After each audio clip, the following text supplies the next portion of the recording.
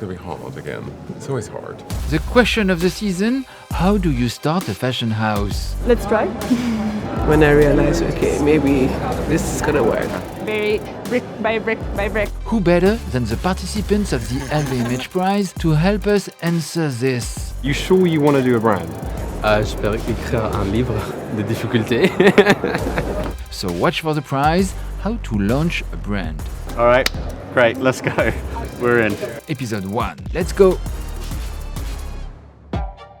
March 2026, the LVMH Prize presents its semi-finalists in a showroom at La Samaritaine department store in Paris. Who are they? Drumroll, please. Lee with Zane Lee, Maz Manuela Alvarez, Petra Fagerström, Ponty by Harry Pontefract, Nongrak by Cherry and Tirapat Fuang, SSS Stein by Kishiro Asakawa, Shinya Kozuka, Daniel Della Valle and The Valley, Tiscar Espadas by Tiscar Espadas and Kevin Kohler, Golsha by Golnar Armadian, Derrick by Luc Derrick, Yoshita 1967 by Anil Padia, Act 1 by Luca Lin, Colin Allen, De Pinot by Gabriel Figueredo, Yamsigo by Boubou Ogissi, Julie Kegels, Institution by Galit Gassanov, Kartik Research by Kartik Komra, and Kinyan Lam. So why did you launch your brand? I still have a really strong desire about creation and share, and then I quit my job. And I was like, okay, now is my moment. One day Harry called me and he said, I've quit work, so we're starting it now. And I was like, all right, great, let's go. Yeah. It's time. Yeah, exactly. No warning. We're in. Maybe you had to do your experiences before. Oh yeah, absolutely. Like we know exactly what we want to make, and we have the skill and the experience to do it. Je me suis posé des questions, mais je savais maintenant il faut le lancer, il faut lâcher prise. Ouais, mais c'était le bon moment. Il faut vraiment croire en soi. Au fur et à mesure, c'est quelque chose que j'ai appris et c'est vraiment quelque chose que je devrais cultiver. Je me suis dit que là, j'avais une base assez solide. Quand on a sa propre marque, en fait, c'est aussi qu'est-ce qu'on a envie de dire, c'est quoi notre vision du monde, c'est quoi qui nous touche et comment est-ce qu'on a envie de le partager.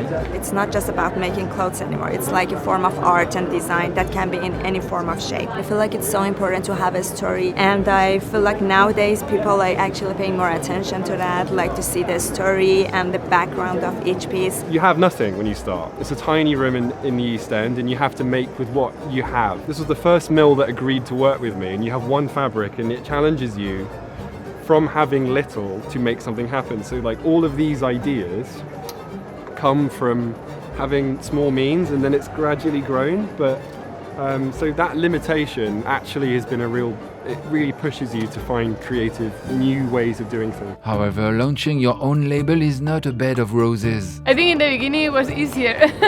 I think in the beginning you are naive a bit, no? You think, okay, let's go, let's try it. But then later you realize you have to adapt a little bit to what the market demands. Mm-hmm. Everything is always up and down and you don't know what is. We're also self-taught, so I feel like maybe that's the biggest challenge was learning, but also it's become such a part of our process to learn and make a lot of mistakes and let ourselves as much do as that. we can, Which and that's actually fine. Is nice. That's it's just nice. life. You learn, and you move on. So. Move on, yeah, and not make the same mistake. Biggest difficulty of launching a brand is the finance, of course. Everything we do in two-room apartment, we are renting in Milan, and with 2 assistants and brand director, with the friends, lots of friends that are supporting, which is really important. And I think that is the crucial point of being an independent brand.